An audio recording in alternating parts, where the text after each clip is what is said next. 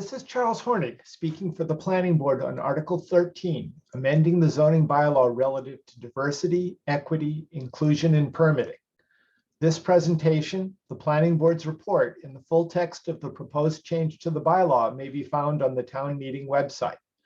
I strongly encourage you to read the Planning Board report, which contains more detailed information about the proposed change. This article grew out of the systemic racism and full inclusion resolutions passed overwhelmingly by town meeting in 2020 and 2021. The Planning Board has taken the references to decisions and planning processes to heart and offers these changes to the zoning bylaw in response. The board also wishes to address a century-old history of economic exclusion in Lexington zoning.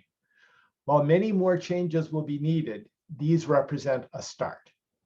As these changes were developed, other issues with the town's permitting criteria for special permits and site plan review were identified, which overlapped with those in response to the town meeting resolutions.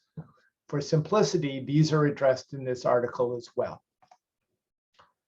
First, the change would add a clear statement of the town's intent to encourage diversity and equity among town residents, not discriminate against any person or group on the basis of race, ethnicity, religion, gender, sexuality, or any other basis prohibited by federal or state law, and to interpret the bylaw with this in mind.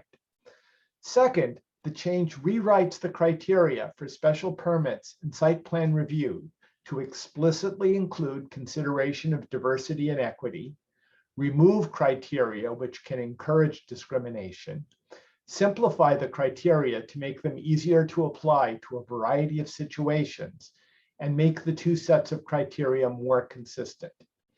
Finally, the change replaces use of the word family with household to apply to a wider variety of living arrangements, avoid discrimination based on familial status and disability in violation of federal law, and permit more flexibility in the use of dwelling and rooming units.